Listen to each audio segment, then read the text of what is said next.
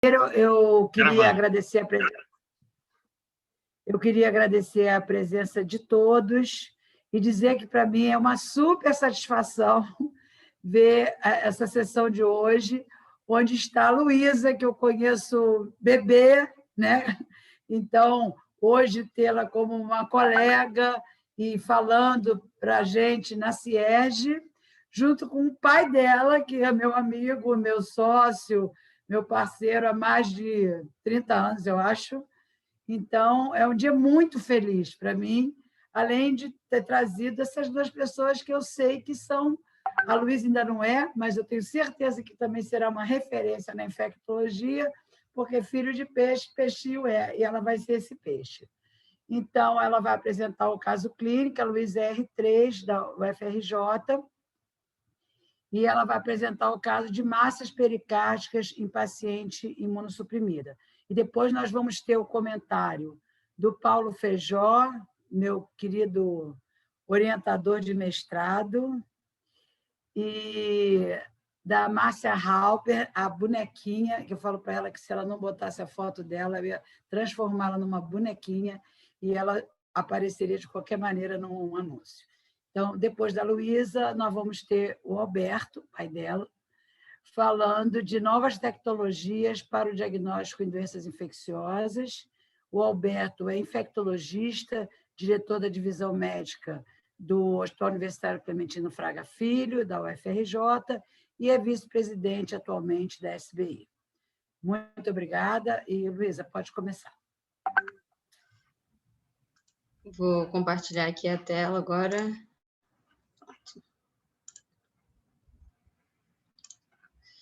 Boa noite, pessoal.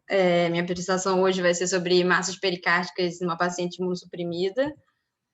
É uma paciente feminina de 46 anos, portadora de lúpus eritematoso sistêmico e hipertensão arterial. Ela procurou emergência no dia 15 de fevereiro desse ano, com uma queixa de emagrecimento não quantificado, febre noturna, inapetência, prostração e dor pleurítica há cerca de 3 semanas. De HPP, ela tinha o lúpus com acometimento cutâneo, articular, hematológico, renal e cardíaco, hipotireoidismo e hipertensão. Ela fazia uso de hidroxicloroquina, micofenolato mofetil 500 mg, 2 comprimidos de 12 em 12, prednisona 10 mg por dia, levotiroxina, carvedilol, gabapentina e simvastatina. Ao exame, estava luz orientada, hipocorada, um pouco desidratada, a cianótica, a nictéria, apneia em ar ambiente. No exame cardiológico estava normal, o aparelho respiratório tinha um murmúrio reduzido na base direita. No abdômen, ele era um pouco doloroso a palpação, mas não tinha nem massas ou visceromegalias palpáveis. E ela tinha também uma úlcera por pressão sacra, porque ela teve uma internação prolongada no CTI em fevereiro do ano passado por reativação do lúpus. De resto, sem outras alterações. De exames laboratoriais, ela chegou de entrada com PCR de 199. Lá no HU, o corte é de 1 do PCR. A creatinina 1,5, ureia de 34, tinha uma anemia com hemoglobina de 9,3, hematócrito de 27,7. Leuco era de 11.100, com 5% de bastões. Plaquetas normais, INR normal, os complementos eram todos normais. Hepatograma e LDH também sem alterações. Foi feita uma TC de tórax sem contraste, que evidenciou um espessamento do folheto pericárdico com uma coleção loculada intrapericárdica de aspecto cronificado, com uma leve compressão do átrio direito. Ainda existia uma outra formação heterogênea pericárdica mal definida, acometendo o folheto pericárdico anterior, de 4,2 por 3,6 centímetros, e ainda uma terceira coleção de aspecto semelhante, de 4 por 2,3 centímetros, no pericárdio inferior junto ao diafragma. Todas essas coleções eram de aspecto crônico e havia também faixas densas de aspecto fibrótico residual na base direita e língua. Restante sem alterações significativas, TC de abdômen e pelvo também sem alterações significativas. Essa aqui foi essa primeira tomografia de tórax, sem contraste. A gente consegue ver aqui uma das massas, aqui o início de outra, aqui ela. Mas sem contraste não dá para ver muito bem, né? Então, foram coletadas hemoculturas para os dermes comuns no dia 16, que fecharam negativas, e foi feito um eco no dia 22, transtorácico, que evidenciou a presença de uma massa possivelmente intrapericárdica, comprimindo VD, associada a um derrame pericárdico adjacente leve. As válvulas tinham um aspecto morfológico normal, função diastólica e sistólica preservadas e uma fração de ejeção de 60%. No dia 23, foi feita uma outra TC de tórax, dessa vez com contraste, e evidenciou um espessamento pericárdico difuso, com duas formações expansivas hipodensas e heterogêneas, realçadas melhor definidas pelo contraste, e imagens no interior que sugeriam septações. Teve aumento evolutivo das lesões, a primeira TC tinha sido do dia 15 e essa do dia 23, então, em pouco tempo, as lesões cresceram bastante, mais ou menos de 4 para 5,5 centímetros de diâmetro, tanto a da parede lateral direita quanto a da inferior direita diafragmática, e elas ocasionavam compressão das câmaras cardíacas adjacentes. Tinha também uma formação expansiva que era diferente das outras duas, que parecia mais sólida, heterogênea e hipovascular, que era localizada no mediastino anterior, que movia o pericárdio. E essa lesão tinha sinais de invasão do VD e da origem do tronco pulmonar. Além disso, ela também tinha um crescimento evolutivo e houve surgimento, do dia 15 até o dia 23, houve surgimento de múltiplos nódulos parenquimatosos com densidade de partes moles, na periferia de ambos os pulmões, principalmente no lóbulos superiores, menores que 0,5 centímetro. Junto com aquela TC de tórax, foi feita uma angio-TC, que confirmou os sinais de invasão do mediastino, VD e origem do tronco pulmonar, além de uma formação pediculada emergindo de uma das massas, em contato íntimo com a válvula atrioventricular direita. E, além disso, também observou-se uma falha de enchimento central no ramo arterial segmentar do lobo superior esquerdo, compatível com TEP.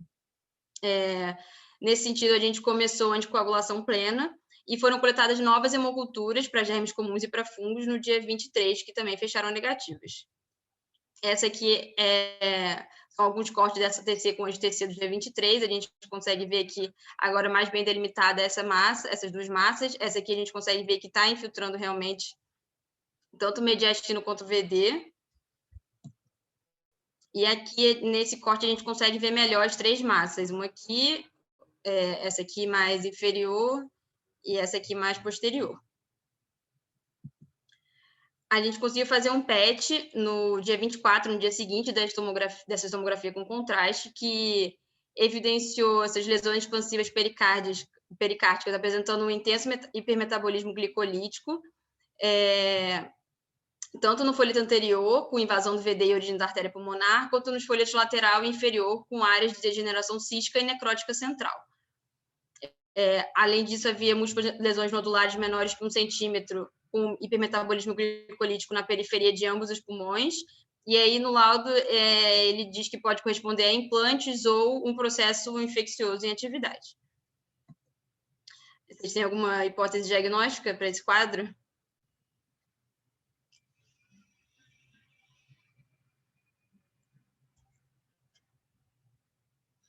Bom, depois a gente discute essa parte. Eu vou passar para o próximo.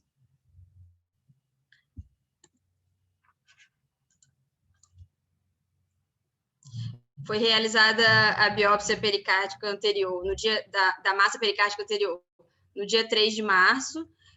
O histopatológico foi inconclusivo, não tinha evidência de neoplasia, nem de infecção no material, não tinha granulomas, foi feita também imunohistoquímica e inconclusiva. Infelizmente, não houve material suficiente para a realização de colorações para doenças infecciosas, mas foi enviada para o laboratório, teve o BAR de Nexpector Mycobacterium tuberculose não detectados, cultura para germes comuns fechou negativa, e no teste micológico direto observou-se hifesialinas septadas, mas em pouca quantidade. E alguns dias depois, a cultura para fungo tinha crescimento de aspergilos fumigatos. A gente ficou na dúvida se podia ser uma contaminação da cultura ou se realmente era verdadeira, né? Então, a gente pediu para fazer um repique do material da amostra clínica. A paciente vinha evoluindo bem até aí, estava clinicamente, não estava precisando de oxigênio suplementar, então a gente, por enquanto, esperou, não começou nenhum tratamento, porque a nossa hipótese maior era de que fosse contaminação. Só que aí, no dia 15, ela teve uma descompensação respiratória, começou a precisar de O2 fluxos mais, com pessoa precisar de mais de O2. No laboratório, o PCR dela basicamente dobrou, foi para 357, e o Lego de 9.600 foi para 14.100. Ela fez essa descompensação foi de noite, então ela fez uma TC de tórax sem contraste nesse contexto, que evidenciou um derrame pleural volumoso à direita, loculado, e houve um aumento em tamanho e número dos múltiplos nódulos parenquimatosos periféricos. Além disso, um dos nódulos no lobo superior direito surgiu uma escavação. E as imagens pericárdicas se mantinham. Foram coletadas novas hemoculturas negativas, tanto para germes comuns quanto para fungos. No dia seguinte, pela rotina, foi realizada uma toracocentese com saída de 600 ml de solução serosa citrino, com perfil de exudato, tinha um LDH de 6.900, uma glicose de 20, proteína 3,7, um pH 7,5 e 1.460 leucócitos, com predomínio de polimorfos. O micológico direto tinha presença de raras hifas e alinas septadas, e nesse contexto a gente ficou sabendo também que o repique da cultura lá da biópsia da massa pericárdica também estava crescendo novamente aspergilos, e aí a gente optou por iniciar antifúngico. Ela fez uma dose de anfotericina B complexo lipídico, que foi posteriormente substituída por voriconazol IV. 3 dias depois, como a paciente mantinha a clínica não tinha a paciente não tinha melhorado depois da primeira toracocentese. Então, foi optado por fazer uma nova toracocentese com colocação do dreno em selo d'água em hemitórax direito. Dessa vez teve uma saída de 200 ml. E a gente recebeu nesse dia, lá no HU, as galactomananas são feitas uma vez por semana. Então, o pessoal guarda as amostras da semana toda e roda só na sexta.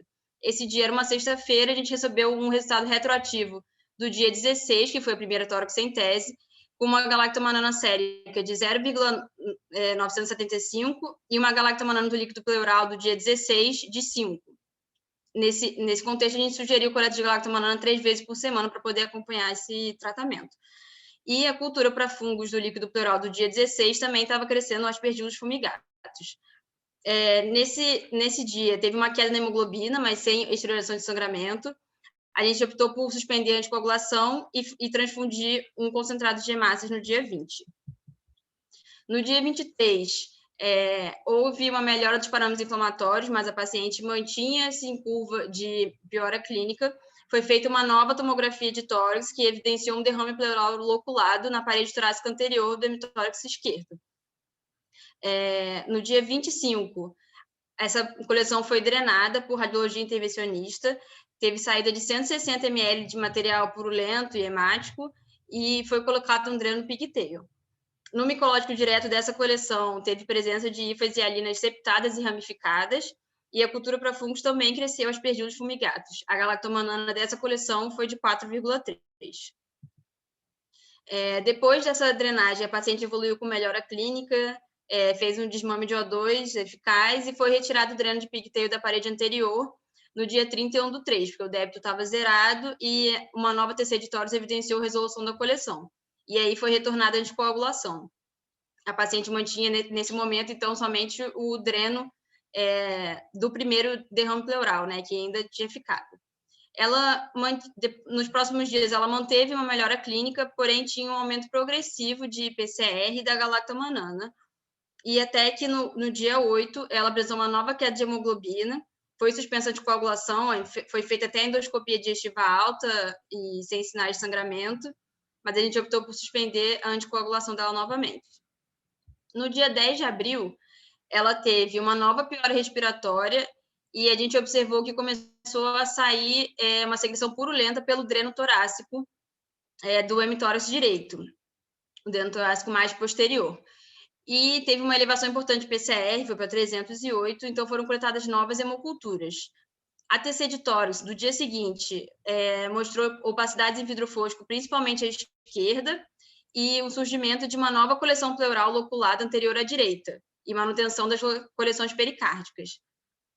Aqui a gente consegue ver bem que tem essa coleção anterior aqui, que foi refeita, né? Depois foi retirado o dreno pigtail, aqui as opacidades em vidro fosco, e também na imagem de baixo a gente vê que provavelmente essa coleção anterior pleural tinha comunicação com essa massa pericárdica que era mais lateral e estava liquefeita. No dia 13, foi realizada uma nova drenagem dessa coleção anterior, também por radiologia intervencionista, e foi colocado um dreno pigtail novamente. Nesse dia, a gente recebeu o resultado de que as hemoculturas de 3 dias antes teve crescimento de Staphylo aureus com perfil de Camarza em um frasco, somente um frasco de fungos, e aí foi iniciada a vancomicina no dia 13 mesmo, e coletadas novas hemoculturas de controle que fecharam negativas. 2 dias depois, foi observado o crescimento de Staphylo aureus e aspergilos fumigados nesse líquido pleural coletado no dia 13. A paciente, infelizmente, manteve piora clínica, precisou ser entubada no dia 16 e evoluiu para óbito no dia 20. Fazer aqui uma revisão rápida sobre a aspergilose. Aspergillus é um fungo que se encontra na natureza e a infecção por ele se dá pela inalação dos conídeos presentes no meio ambiente. Nos pacientes imunossuprimidos, que têm a resposta imune sistêmica e pulmonar comprometida, há o risco de desenvolvimento de aspergilose invasiva. Esse risco geralmente é maior nos pacientes neutropênicos, que fazem uso de corticóide em doses altas, usam imunossupressores ou portadores de AIDS. Na aspergilose invasiva, o pulmão é o órgão mais acometido. Os sintomas são inespecíficos, mas geralmente são febre, dor pleurítica, dispneia, tosse, hemoptise.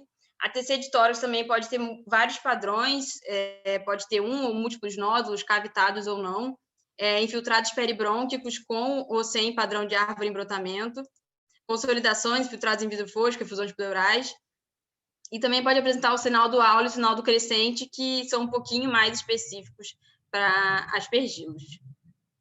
Também pode haver aspergilose invasiva, bronquite por aspergilos, que é mais frequente nas potadas de pulmão do que em outras populações. Os sintomas também são um pouco inespecíficos, dispneia, tosse.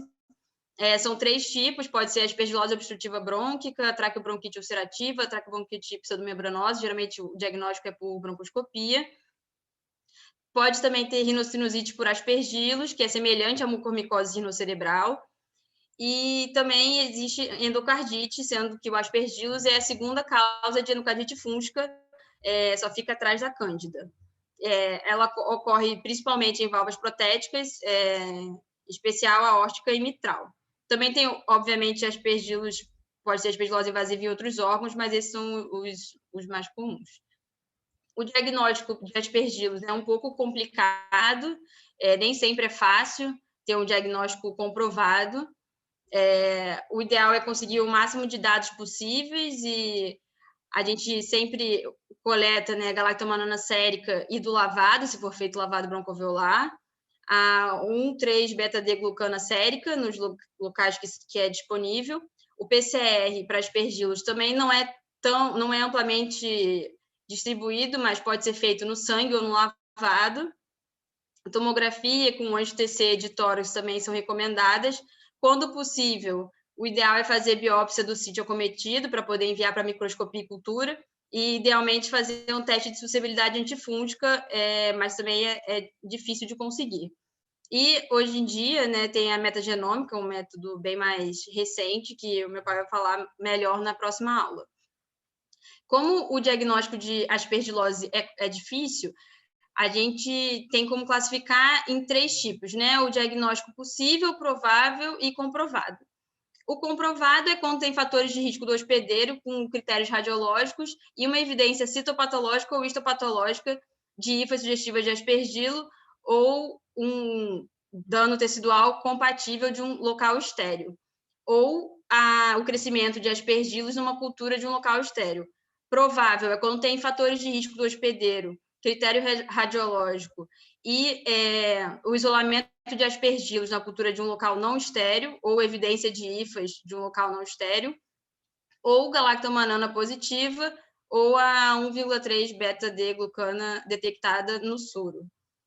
E é possível quando tem fator de risco do hospedeiro, critério radiológico, mas não conseguiu nenhuma evidência microbiológica de aspergilos e não tem nenhum diagnóstico alternativo para explicar os achados clínicos e radiológicos. O tratamento, o nível de evidência 1 é com isavuconazol e voriconazol, como terceira opção tem a ofotericina B lipossomal.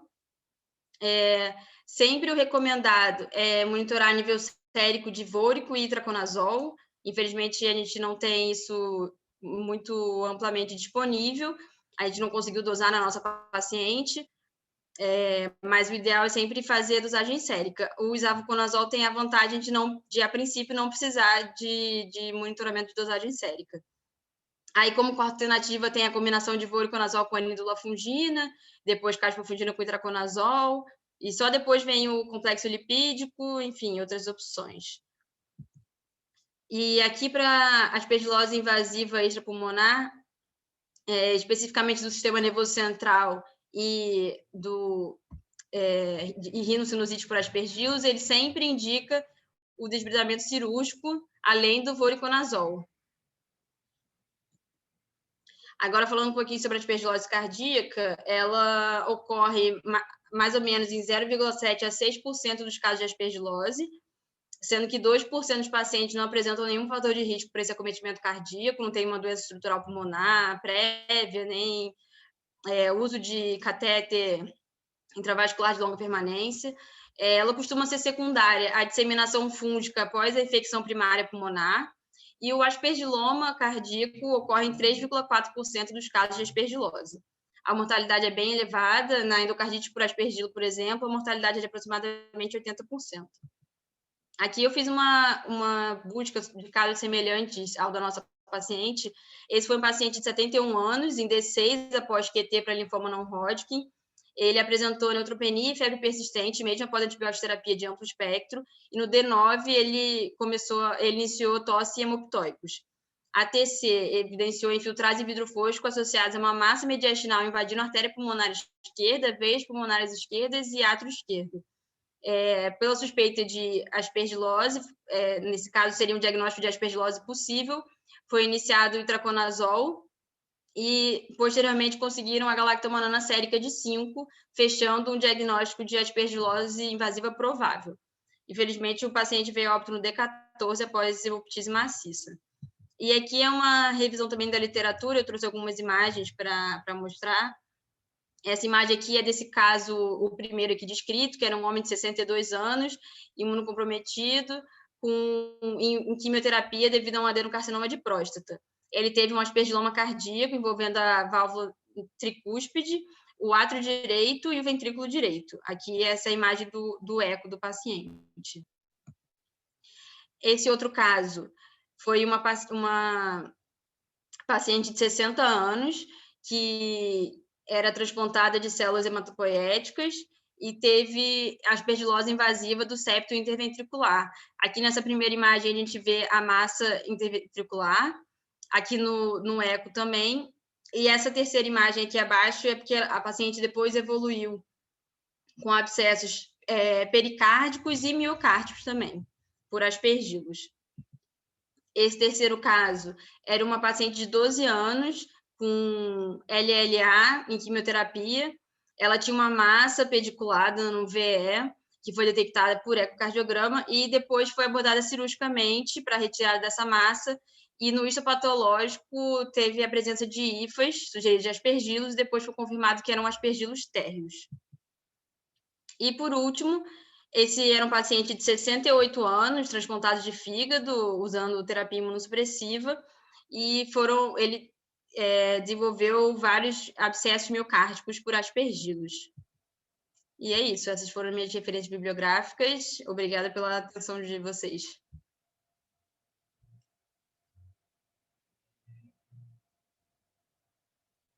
Luísa, então você pode tirar da tela um pouquinho, por favor? Uhum. Eu queria pedir, então, eu não sei quem vai falar primeiro, se é o Paulo ou a Márcia, mas quem quiser falar, que abra o microfone, vai ser quem vai comentar. Eu queria agradecer a presença deles também e deixar as perguntas para depois dos comentários, tá bom? Boa noite a todos. Eu tinha combinado com a Márcia que eu faria alguns comentários primeiro. Inicialmente, agradecer a Luísa, em particular, pelo empenho e agradecer pelo convite e elogiar o empenho que ela teve na organização desse caso. Luísa acompanhou esse caso conosco, né? Eu e Márcia, principalmente, pelo serviço de DICO. E agradecer Tânia e todo o grupo da Cierge por essa oportunidade. E, mais uma vez, a gente está tentando manter essas sessões no meio dessa maluquice que a gente está vivendo. Tá? Eu queria fazer, eu não vou fazer muitos comentários, não, eu acho que a gente tem um tempo aí de discussão. O primeiro é que eu acho que a nossa especialidade tem uma oportunidade ímpar em termos de contribuição para o atendimento de uma maneira em geral. Esse paciente, hoje eu estava até comentando com Márcia, e isso a gente teve também essa discussão lá no acompanhamento do paciente, é um paciente que tem uma provável imunodeficiência, mas que, na verdade, não tem os critérios absolutos de imunodeficiência que a gente encontra na literatura médica, né? Essa paciente tinha uma dose baixa de corticóide, tinha lúpus, tinha uso do miclofenolato, não do tacrolimus, e para nós, de uma maneira em geral, quer dizer, eu acho que esse é o campo de futuro da especialidade, que é o tratamento das infecções, talvez o principal, na minha opinião, o tratamento das infecções associadas, diagnóstico e manejo das infecções associadas à imunodeficiência. Lembrando, acho que todo mundo aqui sabe, que a minha formação principalmente em HIV, na década de 80 e 90, e o HIV ele tem uma vantagem com relação às outras imunodeficiências, talvez só no campo da neutropenia febril a gente encontra, é que você tem quantificações de imunodeficiência. Então, no tempo, a gente ainda vê isso, mas no tempo que nós não tínhamos terapia antirretroviral, a gente quantificava claramente qual era a infecção provável, possível, e isso facilitava muito o raciocínio. No campo da neutropenia, isso acontece também. O campo dos transplantes é um campo em que, com muito menos dados que a gente consegue em enfrentamento de HIV/AIDS, começa a existir alguma padronização de investigação e de infecções associadas, né? E a gente tem um campo imenso por aí, que é o campo do tratamento da imunodeficiência causada por nós, pela terapia moderna, que se faz em neoplasia, se faz em doenças autoimunes, né? O número de drogas biológicas desenvolvidas e características diferentes, tudo que eu tenho falado, que a gente tem falado sobre infecções associadas a biológicos, vem fundamentalmente da literatura em uso de inibidores de TNF-alfa, né? E quando hoje a gente sabe que muitas das doenças, principalmente na área da reumatologia, não usam com tanta frequência mais os inibidores de TNF, tem uma série de outras drogas, inibidores de interleucinas, de outras citocinas. Então, eu acho que esse é um campo espetacular para o desenvolvimento, para que nós definamos condutas de investigação e tratamento nessa população. Então, esse era o primeiro ponto que eu queria fazer. O segundo ponto, que é um ponto que que eu sempre insisto, é que para diagnóstico de doenças infecciosas a gente tem que ter uma metodologia de investigação, né? Então, por exemplo, essa é uma doente que chegou no hospital com uma história de uma imunodeficiência por uma doença autoimune, fazendo tratamentos convencionais, né? Ela não fazia ainda nenhum tipo de biológica, e esse é do campo que não é nosso, das indicações. Ela faz uma doença com uma formação de massa e pericardite pelos exames complementares, em que a gente tem que estabelecer uma rotina clara, quais são as principais complicações. A gente pensou muito no início em isso ser a evolução da própria imunodeficiência pela doença de base, né? Em vários momentos a gente discutiu, essa doente chegou a ter redução dos imunossupressores, chegou a fazer imunoglobulina como tentativa de terapia de resgate da doença autoimune. Essa doente tem a possibilidade de ter uma infecção, que para nós parece claro, e terceiro, um grande grupo de doenças que acomete esses pacientes, que é a presença de neoplasias, né? Então, essas investigações, a Luísa descreveu, eu estava olhando os slides da apresentação, a forma que a gente investigou foi muito desorganizada. Talvez se os infectologistas tivessem participado desde o início, no momento inicial da apresentação, a gente já tivesse sido mais agressivo na procura diagnóstica principal, principalmente de doenças fúngicas e doenças por micobactéria, em particular a tuberculose, que foi o nosso diagnóstico principal desde o início. E para diagnóstico complementar de tuberculose, a gente tem uma grande arma hoje em dia, que é a probiologia molecular com os testes moleculares para a tuberculose. Essa paciente, logo nas primeiras amostras, a gente conseguiu evidências de que aquilo não era tuberculose, embora na evolução tenha aparecido, né, falando da sensibilidade do método, um GeneXpert com traços de micobactéria tuberculose que tem afligido muito a gente. O método é tão sensível hoje em dia que ele perde bastante especificidade. E o terceiro grupo, das neoplasias. Então, era evidente desde o início. Isso a gente fez, olhando para trás, a gente fez com uma certa rapidez na rede pública. Essa doente teve uma biópsia de massa pericárdica com cerca de 5 a 7 dias de internação no hospital. Então, eu acho que esses dois conceitos eles são fundamentais, que é o fato de que a gente tem que pensar na questão da imunodeficiência, e principalmente nessas situações intermediárias em que a gente não pode quantificar, não tem um CD4 que me diga qual é o grau de imunodeficiência. 2, eu acho que a gente tem que estabelecer métodos de investigação desses doentes, nós temos que tomar frente nisso. E terceiro, que a gente precisa, de uma forma muito grande, e a gente está conseguindo em algumas áreas, e o serviço público, infelizmente, a gente está ficando para trás, de métodos moleculares para diagnóstico de doenças infecciosas. A gente tem algumas coisas, a gente tem crescido, por exemplo, no diagnóstico de infecções bacterianas. Eu sei que a Ana Frota usa no IPPMG, na rede pública, painéis de PCR para diagnóstico de meningites, painel de PCR para diagnóstico de síndromes diarreicas em crianças e neonatos. Então, é possível que a gente avance. Eu acho que esse é o futuro. Acho que é conveniente a gente assistir o que o Alberto vai falar depois.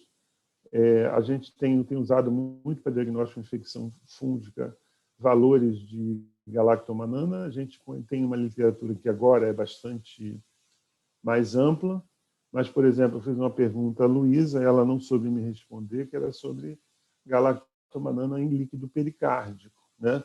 Na verdade, a gente não tem dado na literatura sobre isso. Então, são várias áreas de expansão, e eu acho que esse caso é um caso que a gente tem visto casos semelhantes e próximos, muitos num cenário que não é muito bem localizado na infectologia. A gente sabe muito bem quem consegue fazer e como fazer o diagnóstico de infecções associadas à infecção por HIV. A gente tem um desenvolvimento estupendo no diagnóstico de infecções nas imunossupressões associadas a transplante. Eu acho que Santoro e Márcia Halpern são talvez desculpe se eu estou omitindo outros nomes, mas são as pessoas com quem eu trabalho no dia a dia, são líderes nessas investigações aqui no Rio de Janeiro. Tem Luiz Felipe também trabalhando agora, outras pessoas, Alberto Lemos, mas são duas áreas muito claras. E tem uma área nebulosa no meio que a gente tem que, de alguma forma, conquistar, que são as imunodeficiências associadas à intervenção médica por drogas imunossupressores para tratamento de outras condições. Eu queria falar isso em particular. Eu acho que a Luísa fez um trabalho muito bonito. Eu acho que esse caso é um caso que vale muita discussão. Eu queria passar a palavra para a Márcia para não tomar muito tempo. Obrigado, Luísa.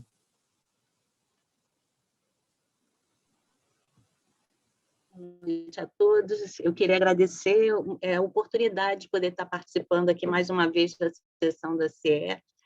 E, assim, a Luísa apresentou o caso de forma muito exemplar, foi muito boa a apresentação dela. O Paulo introduziu e deu um apanhado geral assim, do quão difícil é a gente...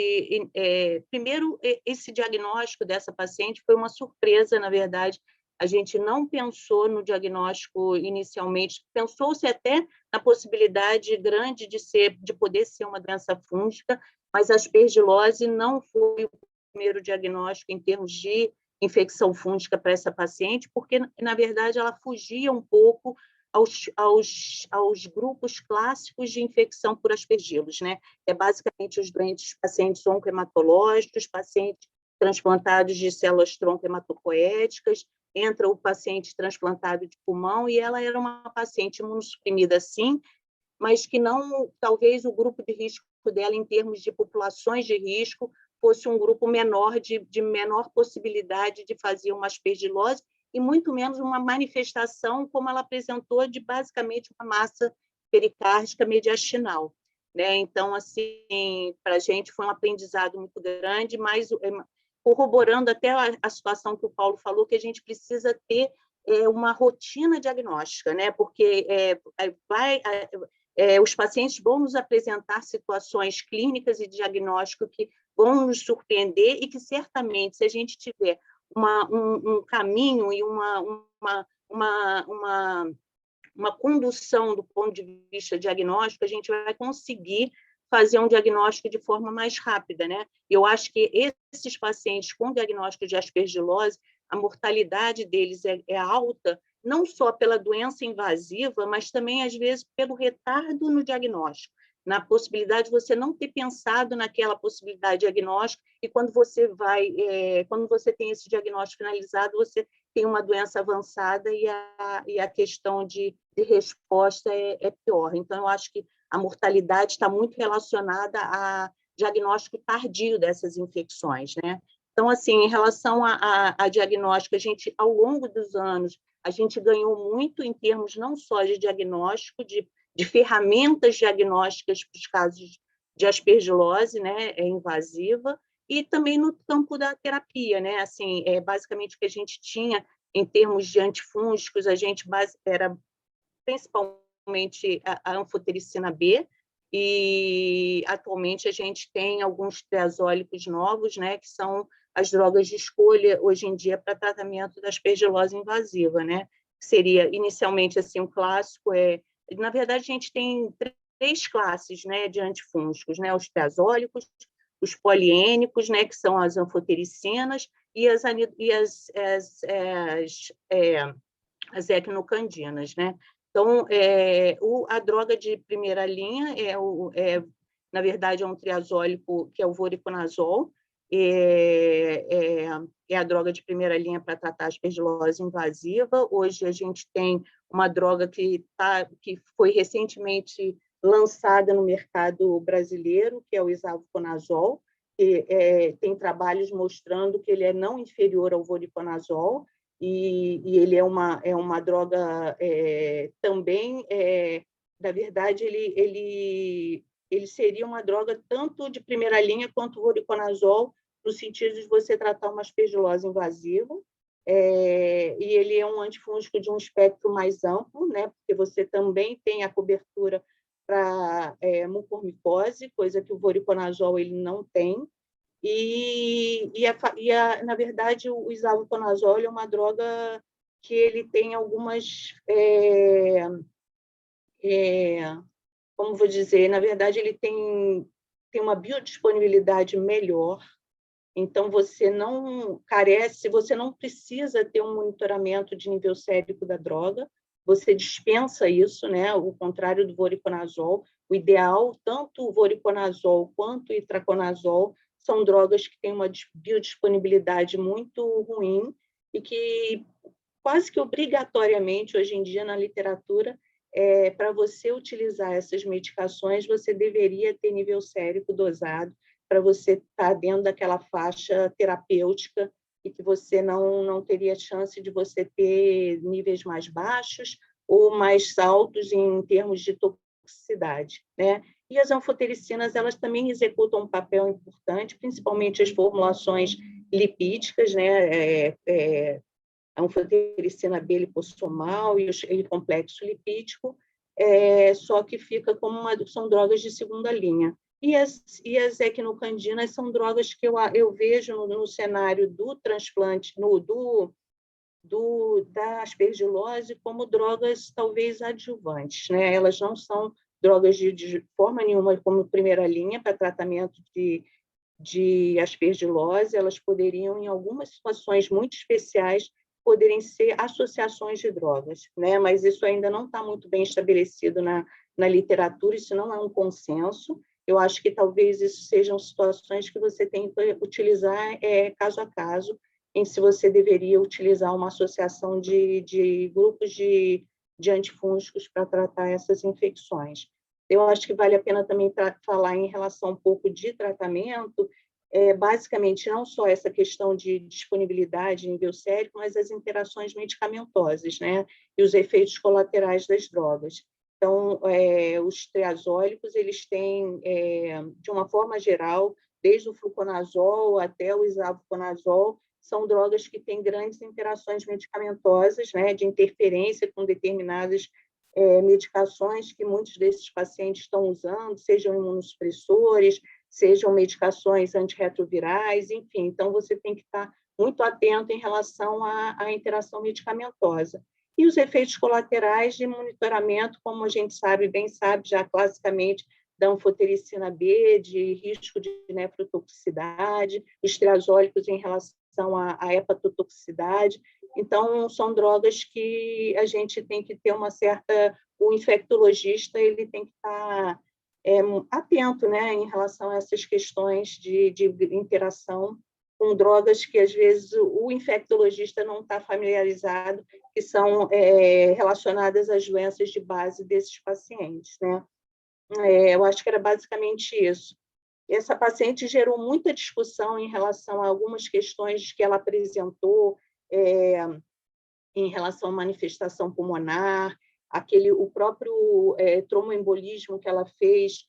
A gente pode, enfim, tem uma série de discussões se ela não tinha, porque ela tinha uma massa anterior, ali no mediastino anterior, que ela estava em contiguidade com o tronco da pulmonar, juntamente ali com o átrio. Então, essa paciente, por 2 vezes, ela fez um quadro de um vidro fosco e uma dessaturação importante, e com uma queda de hemoglobina muito grande, que, a princípio, pensou se pudesse ter feito algum sangramento do tubo digestivo, tanto é que ela fez endoscopias e tinha uma endoscopia normal, e a gente pensou na possibilidade dela ter feito algum grau de hemorragia pulmonar, e ela o infiltrado chegou a melhorar quando foi suspenso a anticoagulação, e depois, com o retorno da anticoagulação, essa doente volta a piorar com o infiltrado em vidro fosco, principalmente à esquerda. Então, eu particularmente fiquei muito na dúvida se essa doente não fez um quadro também de uma hemorragia pulmonar, provavelmente até por lesão e por contiguidade da doença fúngica que ela tinha, que era uma doença que invadia ali todo o mediastino, né? Então, assim, foi um caso muito interessante. Eu acho que era basicamente isso que eu gostaria de falar. Então, assim, acho que tem que abrir também para a plateia, né? Até para as pessoas poderem tirar dúvidas, enfim. Então, gente, quem quiser comentar, falar, perguntar alguma coisa, pode abrir o microfone, um de cada vez, mas tá aí, vamos aproveitar. Professora Márcia, eu só tinha uma dúvida, na verdade, que a senhora disse que nas últimas atualizações eles recomendam dosar o nível sérico das drogas para poder utilizá-las. Mas num caso como esse, você acha melhor utilizar a droga sem a possibilidade de dosar ou utilizar uma droga que não precisa dessa dosagem terapêutica visando o tratamento da paciente? Eu acho assim, eu acho que a gente trabalha num cenário que não é o ideal em relação a várias situações. Primeiro, disponibilidade da droga, né? Assim, nem sempre a gente teve a facilidade de poder, dentro do nosso hospital, a gente ter voriconazol e ainda na formulação, na apresentação intravenosa, né? Isso, na grande maioria dos lugares, a gente não tem. Então, eu acho que a gente tem que pesar risco-benefício em relação à utilização de determinadas drogas. Eu acho que o fato de você não... O ideal é que você pudesse ter nível sérico, mas o fato de você não ter o nível sérico, isso não te inviabiliza totalmente do uso da medicação. Se a gente não utilizasse um triazólico como o voriconazol, a nossa opção seria uma anfotericina. Então, mesmo sendo uma anfotericina de formulação lipídica, seja um complexo lipídico como a lipossomal, a gente vai agregar também para efeitos, principalmente do ponto de vista renal. Então, acho que isso não é uma decisão, mas, com certeza, o fato de não ter o nível sérico, eu não descartaria a droga, sem dúvida nenhuma, não descartaria. Obrigado.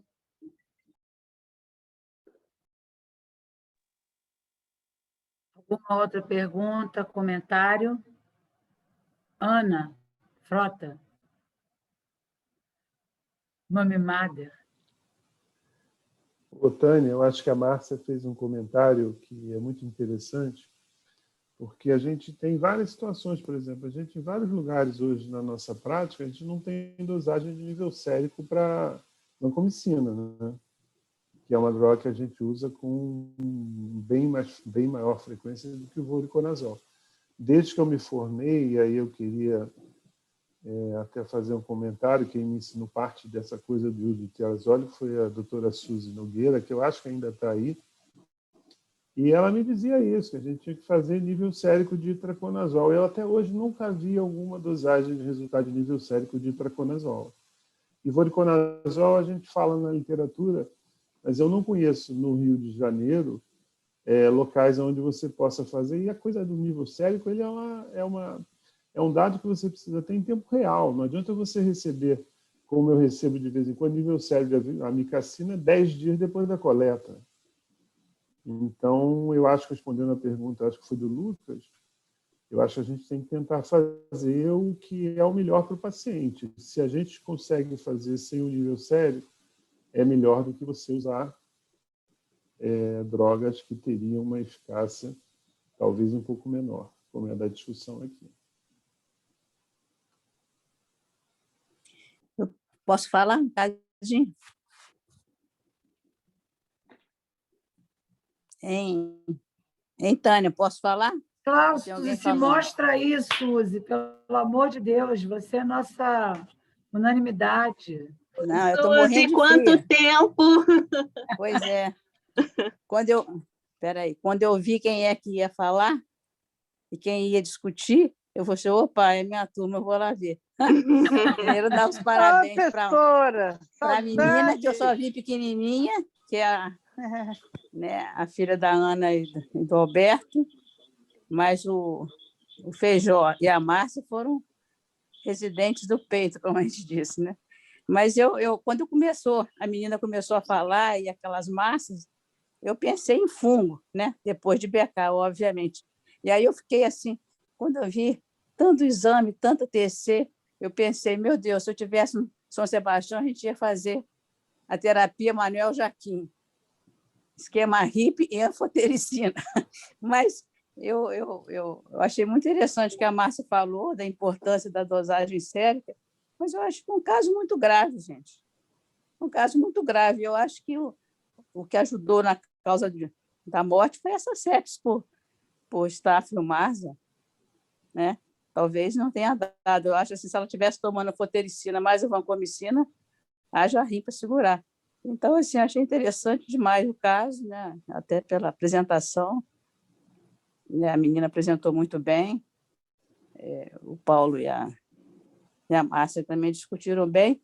Agora, eu acho um caso muito grave e eu não peguei muito esses doentes transplantados, na época eu estava no Fundão, praticamente não via, e acho que é muito difícil se não tiver um bom laboratório para a gente confiar. Vai ser muito difícil, né? Porque a imunodepressão é um campo aberto. Já no HIV, como o Paulo diz, a gente tinha mais ou menos uma suposição dos agentes etiológicos baseados em imunodeficiência. Mas, enfim, eu acho que um caso grave desse, eu não esperaria em um nível sério, não mandava a brasa o mais rápido possível, né? Infelizmente, a alta letalidade desses casos faz que a gente não deve esperar muito, né? É isso aí, mas parabéns a todos. Obrigada, Suzy, foi bom te ver. Estou morrendo de frio aqui, enrolada no frio. Eu estou vendo, você está toda aí enrolada no cobertor. Enrolada, morrendo de frio. Não é? Bom, alguém tem mais algum comentário? Senão, nós vamos entrar na aula do Alberto. Mas primeiro eu tenho que dar aqui um recado da Márcia. Beijo, Suzy. Suzy, você faz frisson. Acabei de fazer 70 anos, cara. Nossa Senhora. Eu estou quase lá. Estou agora, te pego, porque você vai estar com 70. Só estou vai estar sempre na minha frente. Ver esses meninos falarem bem. Estou aprendendo de novo tudo.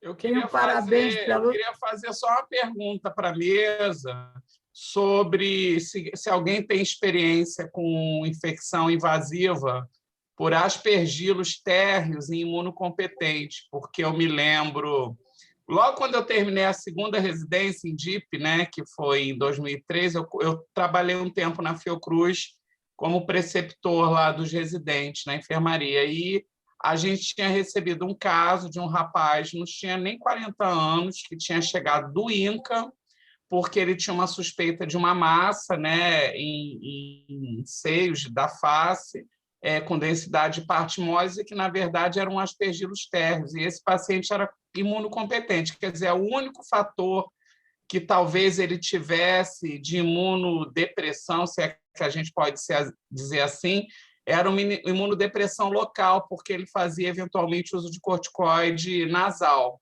e nada mais além disso. Então, queria perguntar para a mesa se alguém tem experiência com relação a essa espécie de aspergilos imunocompetentes, se já viu algum caso parecido.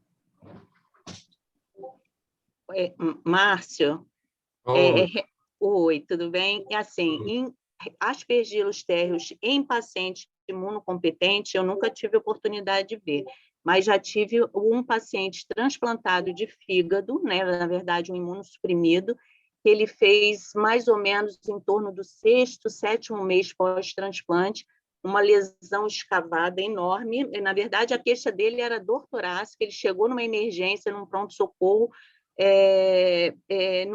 foi até uma dor súbita que ele teve, ele entrou fazendo uma investigação de alguma doença coronariana pela dor, e, na verdade, foi achado, foi uma massa escavada, e esse paciente fez uma broncoscopia, e, para nossa surpresa, ele tinha co-infecção de aspergilos fumigatus e aspergilos térreos, então tinham 2 fungos isolados no lavado broncoalveolar da lesão.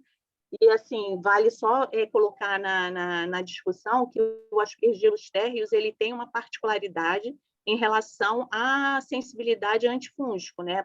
Na verdade, eles são naturalmente resistentes aos poliênicos, à anfotericina, e as drogas de escolha é o voriconazol. Então, nesse paciente especificamente, trabalhando com um grupo de hepatologistas do transplante, todo mundo morre de medo de fazer voriconazol por conta, principalmente num paciente assim, recente de transplante, porque é uma droga que tem um risco de hepatotoxicidade grande, e as pessoas, às vezes, têm muita resistência em querer fazer voriconazol, não só pela hepatotoxicidade, mas também por interação medicamentosa com os imunossupressores, principalmente os inibidores de calcineurina, tipo tacrolimus, mas, nesse caso, especificamente, eles não tiveram muito como argumentar em querer fazer polimixina, anfotericina B, porque realmente não tinha como não tratar esse paciente se não fosse uma droga como um triazólico, no caso, o voriconazol. Então, assim, foi o único caso que eu vi de infecção por térreos, mas foi imunossuprimido. Não sei se o Paulo já teve oportunidade.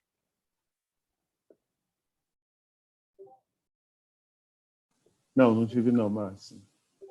Agora eu conheço 2 pessoas, o Márcio e a Márcia, que tiveram experiência com térreo. Se o Bruno Scarpellini estiver aqui hoje assistindo, ele era um dos residentes da época, ele acompanhou esse caso também. Então, obrigada, muito obrigada, Luísa, por você ter apresentado tão bem o caso. Titia está orgulhosíssima. Eu sempre fico muito orgulhosa dela. E muito obrigada, Márcia e Paulo, como sempre, brilhantes. E agora eu quero chamar o Alberto para ver se ele consegue fazer eu aprender isso tudo que ele aprendeu. Obrigada. Pode começar, Alberto. Obrigado, Tânia. Obrigado a todos. Bom, é claro que eu estou super contente de estar participando da sessão junto com a Luísa.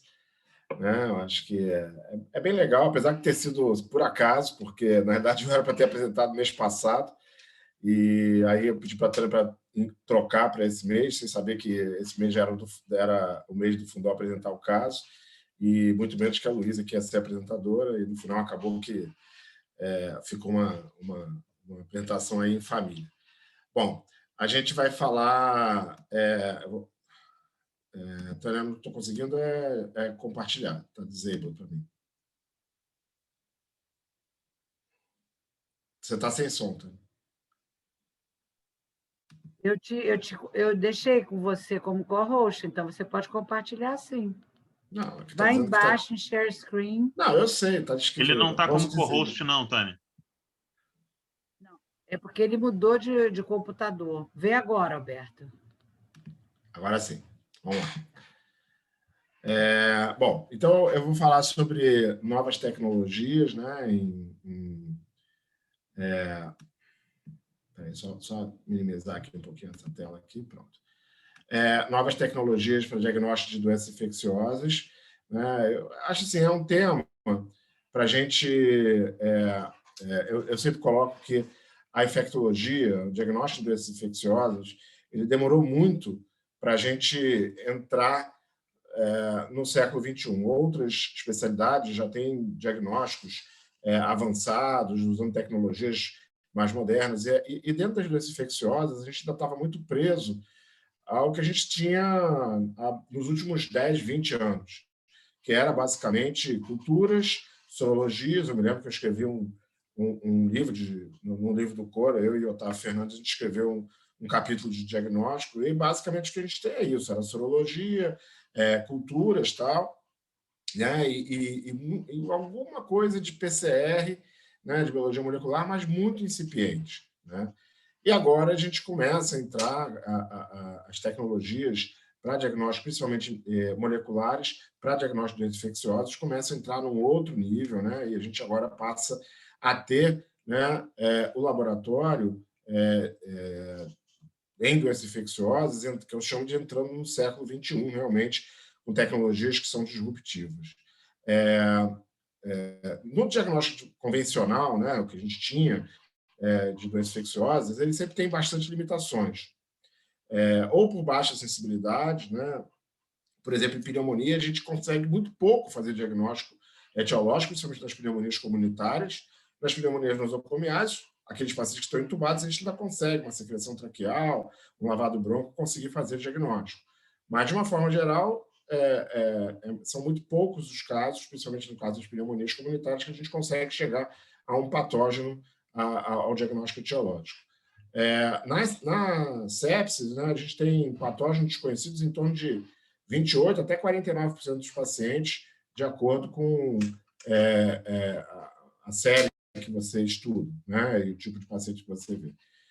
Bom, a gente acabou de ver um caso agora, né, de invasão fúngica, de infecção fúngica invasiva, né, e que você vai requerer biópsia, né? Você vê que o diagnóstico desse caso, por exemplo, só saiu através de uma biópsia, né? E mesmo assim, tardiamente, né? Porque precisou crescer em cultura, identificar, né? E mesmo assim houve dúvida em relação àquele quadro, né? Infeccioso e o agente etiológico isolado, se era contaminação ou não, né? Então a gente tem muita dificuldade, em alguns casos a gente não consegue biopsiar, ou porque são lesões que estão em locais pouco acessíveis ou com difícil acesso, ou porque é um doente que não tem condição de ser levado a um centro cirúrgico para biopsiar, seja por discrasia sanguínea, seja por gravidade mesmo, né?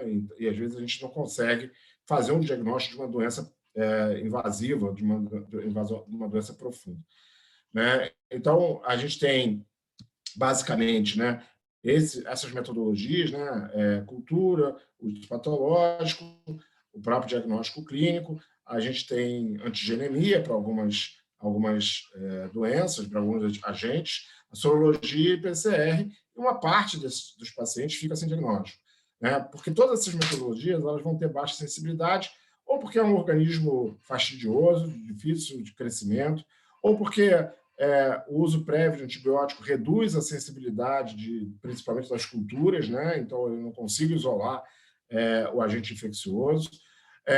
Ou, como a gente já falou, né, a dificuldade de fazer biópsia em uma infecção profunda, né? Ou quando o próprio PCR, quando eu peço um PCR, eu peço um PCR para um micro-organismo determinado. Então, eu tenho que ter uma hipótese diagnóstica muito fundamentada e ir buscar aquele agente através do PCR. Então, eu posso pedir, por exemplo, nesse caso que foi apresentado, PCR para micobactéria, pensando em micobactéria. Mas se vier um PCR negativo, eu continuo com dificuldade. Eu tenho que buscar uma outra metodologia para diagnosticar aquele quadro, né? As sorologias podem ser não específicas, né? A gente vê agora, por exemplo, em Covid, a dificuldade toda que a gente tem de interpretação das sorologias, até mesmo para diagnóstico, né? E isso pode levar até 74%, segundo esses autores, de aumento de mortalidade quando você não consegue detectar o agente etiológico, né, e trata empiricamente o paciente. As novas ferramentas diagnósticas, elas são baseadas em biologia molecular, na grande maioria delas, elas têm uma maior sensibilidade e especificidade. Outra grande vantagem dessas metodologias é que elas são muito rápidas em relação aos resultados, então a gente consegue o resultado em poucas horas ou poucos dias, mas normalmente em horas. Eu consigo fazer uma pesquisa de um maior número de agentes, né? Então eu consigo pesquisar no único exame um número muito grande de agentes etiológicos. Para algumas metodologias, a possibilidade de uso de point of care, ou seja, beira-leito, ou mesmo dentro do ambiente ali do hospital, no laboratório hospitalar, para alguma dessas metodologias. E dentro dessas metodologias, eu vou falar basicamente, né, a gente tem várias metodologias, mas acho que estão disponíveis para a gente aqui no dia a dia, ou pelo menos em alguns locais, né, que já estão disponíveis no Brasil. Eu vou falar do FilmArray, e aí eu vou falar dos painéis sindrômicos que o FilmArray tem, e de metagenômica, né, e explicar um pouquinho o que é metagenômica, e usando duas metodologias, uma é o Carius, né, e a outra é o Viroma. Vou explicar um pouquinho mais na frente, aí vocês vão entender melhor. Então, quando a gente fala em teste tradicional e nos testes, em relação aos testes sindrômicos, né, no teste tradicional, eu vou coletar uma amostra, né, que pode ser sangue, pode ser um líquor, pode ser um lavado bronco, pode ser uma secreção traqueal, um escarro, né, e vou pedir múltiplos testes, né? Eu vou solicitar lá cultura para germes comuns, cultura para micobactéria, cultura para fungo, no caso de sangue, hemocultura para esses micro-organismos, né? No caso do líquor, eu vou fazer outras metodologias de diagnóstico ali, de bioquímica. Bom, faço múltiplos testes. Esses resultados, alguns levam horas, outros até dias. Então, um BAR, um GRAM, eu vou ter em poucas horas, mas uma cultura para fungo eu vou ter em alguns dias, uma cultura para micobactéria, às vezes vai levar semanas, né, para eu ter esse resultado. Esses resultados vão saindo individualmente, né, e vão levar, e podem levar, né, pela demora desse resultado, a uma maior duração da estadia do paciente pela dificuldade mesmo do diagnóstico etiológico de você conseguir fazer uma terapia dirigida. Quando a gente fala de teste sindrômico, né, eu vou ter um determinado paciente lá com um quadro sindrômico, seja uma meningite, seja uma diarreia, uma bacteremia ou uma pneumonia. Eu vou coletar a amostra relacionada àquele quadro sindrômico. Então, se é uma meningite, eu vou colher o líquor. Se é uma pneumonia, eu vou colher uma secreção traqueal, vou colher um lavado bronco, vou colher uma secreção nasofaringe, né? E faço um único teste abrangente, e que em torno de 1 hora me dá os resultados. Os resultados saem todos num único relatório. Isso certamente facilita a gestão do paciente. Eu estou falando muito, isso está muito relacionado ao FilmArray, também está relacionado à metagenômica, mas o FilmArray é uma das ferramentas que a gente tem com resultados mais rápidos que a gente consegue na clínica médica e bastante abrangentes. A gente tem vários painéis, eu vou falar um pouquinho de cada um deles: o painel respiratório, os painéis de pneumonia, o painel de pneumonia, o painel gastrointestinal e um painel de meningite e cefalite. Tem também um painel de hemocultura, que quando eu tenho uma hemocultura positiva, a partir de um resultado de uma hemocultura positiva, quando ela é positiva, eu coleto uma amostra dessa hemocultura e faço o painel, né, no FilmArray, para detecção de um número grande de patógenos. Então, aqui são os painéis que a gente tem hoje disponíveis do FilmArray, né? O primeiro painel, que a gente já nem tem mais disponível, é o painel respiratório, que tinha 20 patógenos, 3 bactérias, 17 vírus pesquisados. O painel de hemocultura, que são 19 bactérias, 5 leveduras, 3 genes de resistência a antibióticos. o painel gastrointestinal, que são 22 patógenos, né? 13 bactérias, 5 vírus e 4 parasitas pesquisados. O painel de meningoencefalite, com 14 patógenos, 6 bactérias, 7 vírus e uma levedura. O painel respiratório 2.1, que substituiu o painel respiratório, aquele primeiro que eu mostrei para vocês, sendo que no 2.1 eu já tenho, inclusive, era o 2.0 e agora já é o 2.1, porque no 2.1 eu já tenho, inclusive, o SARS-CoV-2. Então, eu tenho 3 bactérias, 18 vírus, né, incluindo aí Bordetella parapertussis, já tinha Bordetella pertussis antes, agora tem Bordetella parapertussis além da pertussis, e o SARS-CoV-2, que você pesquisa junto com outros agentes virais. E o painel de pneumonia, que eu acho que é o mais recente, né, que são 15 bactérias mais comuns, com análise, com detecção semi-quantitativa, 3 bactérias atípicas, 7 vírus e 8 genes de resistência pesquisados. Como é que esse exame é feito? Esse aqui é um doc, uma plataforma em que eu vou pegar uma bolsa, coloco aqui nessa plataforma de trabalho, e aí aqui eu tenho um tubo, que é basicamente um tubo de hidratação, que eu injeto na porção lá marcadinha em azul, que é a porção para entrar na entrada desse líquido de hidratação. No outro tubo vermelho, eu vou colocar um tampão e misturar a minha amostra, seja ela sangue de hemocultura, seja ela fezes, seja ela líquor ou outro material, dependendo do painel que você vai utilizar. Fezes, né? Aí eu vou homogeneizar essa amostra, injetar isso na porção lá, na entrada vermelha lá dessa bolsa, e tudo que a gente tem que fazer é isso. Tá? A partir daí, então, essa bolsa ela vai entrar no equipamento. O equipamento é desse tamanho mesmo, cabe numa mesa, mais ou menos o tamanho de um computadorzinho, de um notebook. E toda a reação ela acontece dentro do aparelho. Então, em torno de 60, 65 minutos, dependendo do painel, às vezes um pouco menos, um pouco mais, eu vou ter o resultado de uma análise bastante abrangente com aqueles painéis que eu mostrei anteriormente. Então, tudo é realizado aqui dentro, né? E eu vou ter, então, a leitura e a disponibilização do resultado lá no final. Então, só para a gente entender, todo laboratório de biologia molecular que a gente conhece está dentro dessa bolsinha aqui. Então, num compartimento eu faço ali de celular, no outro compartimento eu faço a purificação do DNA ou do RNA, né? Depois eu faço uma primeira amplificação, depois uma segunda amplificação com a leitura, né? E aí, a partir daí, então, eu tenho a detecção ou não, né, dos patógenos correspondentes daquele painel, de acordo com o que está presente ali naquela amostra que foi coletada. O painel respiratório, né, o 2.1, ele tem 21 alvos, né, que leva... em 45 minutos eu tenho o resultado, a partir do momento que eu coloco no equipamento, dou o play, né, e ele pesquisa tudo isso aqui.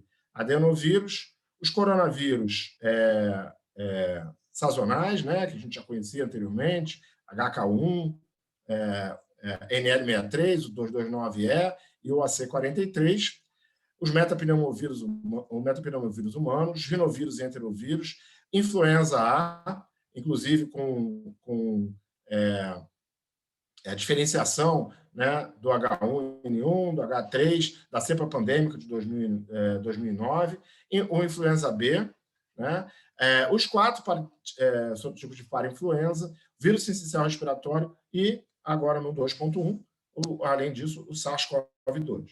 Né? Então, num único exame, eu consigo pesquisar todos esses vírus, incluindo o SARS-CoV-2, é um painel bastante abrangente, e, além disso, tem as bactérias Bordetella pertussis, Bordetella parapertussis, Chlamydia pneumoniae e Mycoplasma pneumoniae.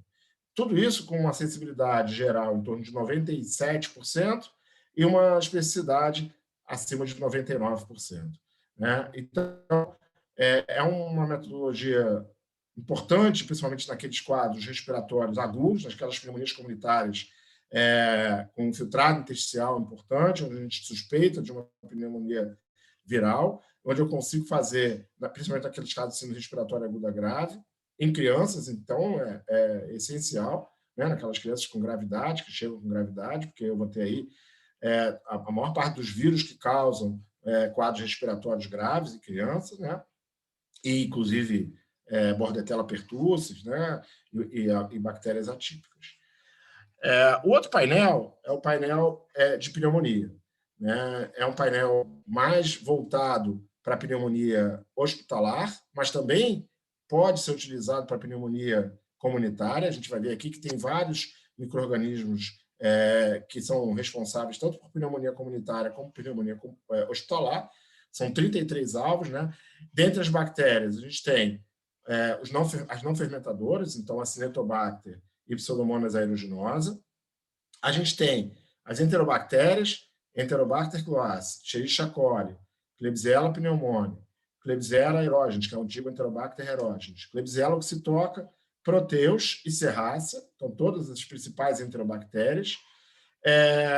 A gente tem, dentro dos gram-positivos, Staphylococcus aureus, os Streptococcus pneumoniae, Streptococcus pyogenes e Streptococcus agalactis. E, além disso, né, o Haemophilus influenza e Moraxella catarrhalis. Então, a gente tem aí um painel bastante extenso, né, de bactérias, tanto relacionadas à infecção comunitária quanto à infecção nosocomial. Além disso, a gente tem as bactérias atípicas, Legionella, Mycoplasma e Chlamydia pneumoniae, e os vírus, influenza A, B, sem a diferenciação, né, como a gente tem no outro painel, mas detectando os influenzas, né, adenovírus, coronavírus, aqui não entra o SARS-CoV-2, só os coronavírus sazonais, então nesse painel não detecta o novo coronavírus. Para influenza, vírus essencial respiratório, rinovírus e os metapneumovírus humanos. Lembrando que, eu vou falar um pouquinho mais sobre isso, que essas bactérias aqui, a gente vai ter uma análise semi-quantitativa. Então, além de detectar a bactéria, ela vai dizer quantitativamente qual é a presença dessa bactéria em 10-2, 10-3, a gente vai falar um pouquinho mais sobre isso. E marcadores de resistência. Então, eu tenho o MAC-A e MAC-C para o Staphylococcus aureus, com um marcador, né, para o Staphylo aureus. Então, esse é um marcador que só está presente no Staphylo aureus, para não confundir com um possível colonizante no pulmão de Staphylococcus negativo produtor de MAC-A. Dentro das carrapenemases, KPC, NDM, VIM, INP e a OXA48-like. Né? Então, eu tenho aqui serina, OXA48 e as metalocarrapenemases, né? INP, VIM e NDM. E um CTXM, que é uma das SBL, né? Então, a principal SBL que circula no nosso meio. Então, também, dentro dos marcadores de resistência, é bastante amplo, né? E isso significa que, com esse resultado, que sai em 1 hora, eu consigo saber qual é o germe que está causando aquela infecção, a partir da detecção, e se tem ou não um marcador de resistência ali, um mecanismo de resistência, né? Que pode já orientar o tratamento antibiótico ali, ou pelo menos o que não se pode fazer, o que não se deve fazer, né, de antibiótico ali no local. Na análise semi-quantitativa, como é que ela é realizada? Né? Dentro daquela bolsa, né, dentro do painel, existe uma curva padrão interna de quantificação. Os valores, né, quantitativos dos alvos, eles são calculados comparando os resultados do PCR em tempo real com os dados relativos dessa curva de padronização. Na realidade, quando eles desenvolveram o painel, eles fizeram em paralelo o PCR e a cultura quantitativa e foram fazendo uma curva de acordo com o CT, né, de detecção do PCR e a cultura quantitativa para poder desenvolver essa curva. Esses valores são calculados e arredondados para o potezinho, o BIM, né, mais próximo, e são reportados em cópias por ml. Então, não unidades formadoras de colônia por ml, cópias por ml, porque essa detecção não tem crescimento bacteriano aqui. Né?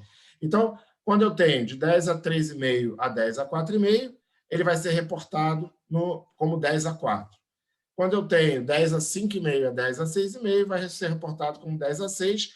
Quando a detecção é maior do que 10 a 6,5, ele vai estar como 10 a 7. maior que 10 a 7, né? E tudo que for menor que 10 a 3,5 não vai ser reportado, ou seja, não vai estar ali como detectado. Então, se eu tenho lá uma colonização com um determinado micro-organismo, uma determinada bactéria com menos de 10 a 3, menos de 10 a 3,5, ela não vai aparecer no resultado final como detectado. Tem uma sensibilidade muito elevada, né? Então, o lavado bronco, uma sensibilidade de 96% em escarro, muito semelhante ao lavado bronco escarro, e uma especificidade de 98% para o lavado bronco e 97% para escarro. Uma das coisas importantes em relação à detecção do gene de resistência, né, é que o gene de resistência ele só vai reportado se o micro-organismo que é detectado, né, pode conter esse gene de resistência. Então, por exemplo, nunca vai haver um reporte de um MEC-A se não tiver um Staphylo aureus presente na detecção. Mesmo que ela detecte, que o equipamento detecte o MEC-A, por exemplo, ali de um Staphylo aureus que estava ali colonizando com menos de 10 a 3. Né? Mas se esse Staphylo aureus ele não é reportado como detectado, o MEC-A, mesmo que detectado e apareça ali, o sistema do software do equipamento vai deletar essa informação e não vai reportar. A mesma coisa em relação aos demais genes de resistência. Né? Então, aqui é a lista do que é reportado em relação aos SBLs, né? CTXMs, os micro-organismos que podem produzir SBL, em relação às carrapenemases, KPC, VIMP e NDM, também as mesmas bactérias gram-negativas. Em relação ao OXA48, são essas bactérias, só se detectar essas bactérias que vai reportar. A outra questão importante é que esses marcadores de resistência, né, esse mecanismo de resistência detectado, eles podem não estar ligados definitivamente ao micro-organismo detectado. Como é que funciona isso? Porque, digamos que eu tenha, por exemplo, numa cultura, num painel, né, no lavado bronco, a detecção de uma Klebsiella pneumoniae e de uma Pseudomonas aeruginosa. E aparece uma KPC. Essa KPC está na Pseudomonas ou está na Klebsiella pneumoniae? Impossível a gente saber. Isso não é uma cultura. Né? Então, eu detectei o mecanismo de resistência, ele está presente ali, eu só não consigo linkar esse mecanismo de resistência àquela bactéria que foi detectada ali.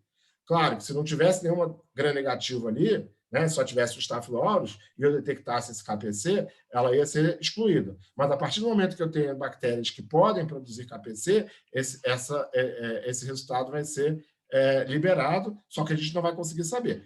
Agora, se você faz uma cultura e depois na cultura você consegue identificar que a Klebsiella que era produtora de KPC, beleza, você já sabe que a KPC está ali na Klebsiella. Mas sem a cultura, eu não consigo identificar aonde está esse mecanismo de resistência, se é na Klebsiella ou se é na Pseudomonas e, eventualmente, outra bactéria, caso haja detecção de outra bactéria. A grande vantagem, né, dessa metodologia é que ela tem uma sensibilidade muito maior do que a cultura. Ela não é prejudicada por uso de antibiótico prévio. Né? Então, a gente vai ver aqui entre 875 amostras positivas para PCR e negativas na cultura, no estudo clínico, 871 foram resolvidas com investigações adicionais por métodos independentes de biologia molecular. Então, eu tenho aqui, por exemplo, no lavado bronco, 62% foram negativos em ambas as técnicas, mas 16% foram positivas em ambas as técnicas. Porém, eu tenho aqui 22% que só foram positivas no painel de PCR do FilmArray. E menos de 1% que só foram positivas na cultura. Eventualmente, algum micro-organismo que não está no painel, né, e não foi detectado. Então, por exemplo, um Stereotrophoma maltofilha, uma Burkholderia cepacia não estão ali no painel, você pode detectar na cultura, mas não vai estar presente no painel. A mesma coisa em relação ao lavado bronco, 39% negativo em ambos, 27% positivo em ambos, mas 34% só presente no painel, não foram detectados em cultura, e menos de 1% que foram detectados em cultura, mas não foram detectados pelo painel.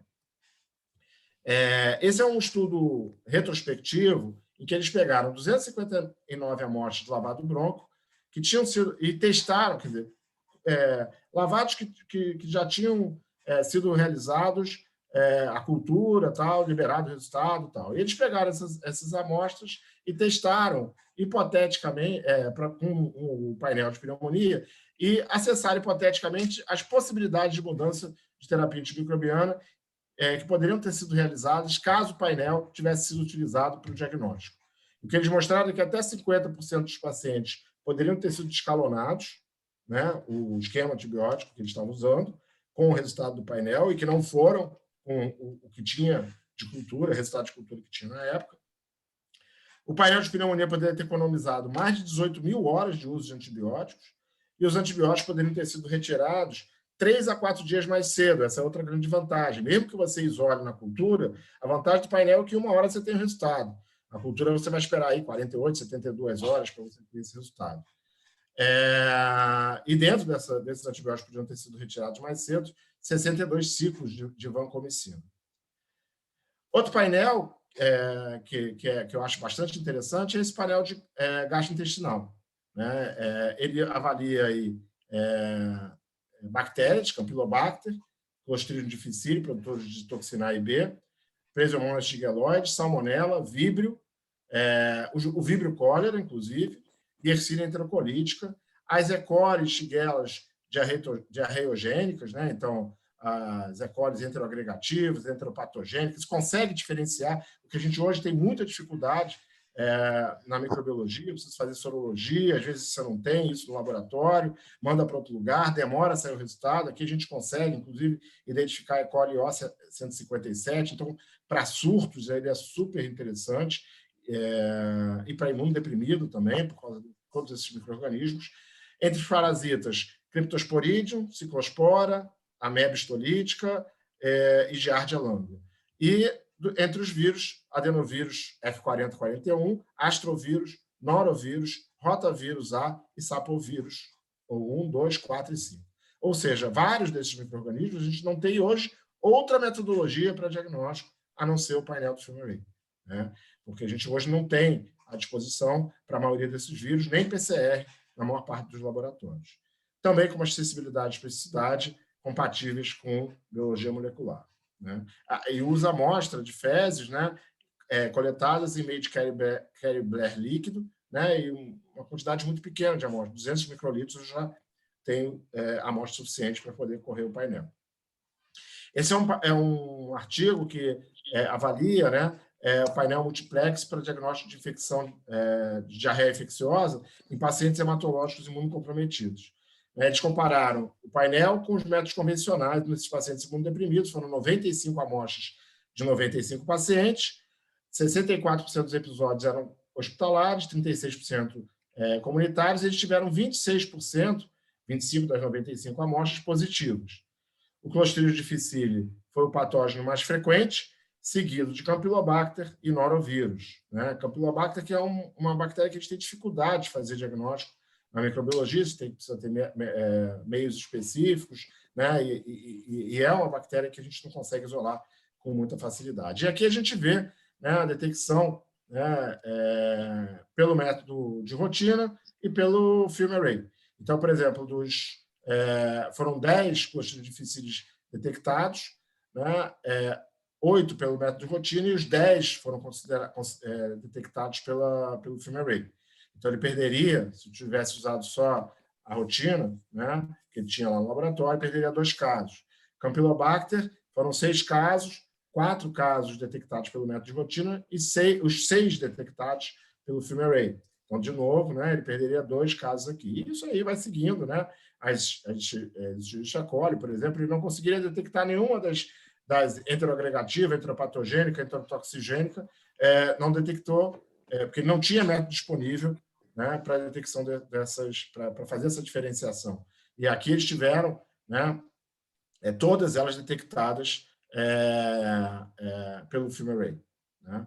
E os vírus também, a mesma coisa, né? O único que ele detectou pela rotina e não detectou pelo FilmArray foi o adenovírus, um caso, né, em que ele detectou pelo PCR, mas não detectou pelo FilmArray, provavelmente um sorotipo de um adenovírus que não está no painel. O para finalizar essa parte do FilmArray, esse é o painel que eu acho de todos eles são maravilhosos, eu acho, mas o de meningite eu acho que é o que salva mais vida, o que poupa mais uso de antibiótico, antiviral, né? Principalmente em criança, né? Que é o painel de meningite e encefalite. Ele tem lá Escherichia coli, entre as bactérias, né? Escherichia coli, hemófilos, Listeria, Neisseria meningitidis, o Streptococcus agalactus e o pneumococo, né? Dentre as leveduras de Cryptococcus, né, o Forma zigate, ele não diferencia, e dentre os vírus, CMV, enterovírus, herpes simples 1 e 2, herpes vírus humano 6, parecovírus humano e vírus varicela zoster, tá? Outra grande vantagem, 200 microlitros de líquor já é o suficiente para você fazer o exame. Então, aquela dificuldade que a gente às vezes tem, colhe só um pouquinho de líquor, não conseguiu colher o líquor, o que a gente faz? Vai fazer cultura, vai fazer... Você, com 200 microlitros, você consegue fazer esse exame com todos esses micro-organismos. Falta aqui, né? Isso é uma das coisas que a gente tem, colocou, inclusive, né? Para o laboratório que desenvolveu, micobactério, né? Micobactério, principalmente micobactério tuberculose, isso tornaria o painel perfeito. Ele foi liberado pela FDA por meio de processo de classificação de novo, porque, na realidade, se diz que não há outros testes similares disponíveis nos Estados Unidos e estabelece que esse painel, né, é único, né, na realidade, para você fazer diagnóstico de vários desses micro-organismos, né? Sensibilidade geral de 94%, especificidade quase 100%, 99,8%. E aí, quando a gente compara com o método tradicional, o que a gente tem para líquor é isso aqui, né? Contagem de células, né? Eu vou lá, faço no líquor a contagem de células, proteína, glicose, e aí eu vou ter os meios específicos, né? Cultura bacteriana, cultura viral, cultura fúngica, né? As colorações, GRAM, Nankin e tal, né? E os látex, né? Que a gente faz.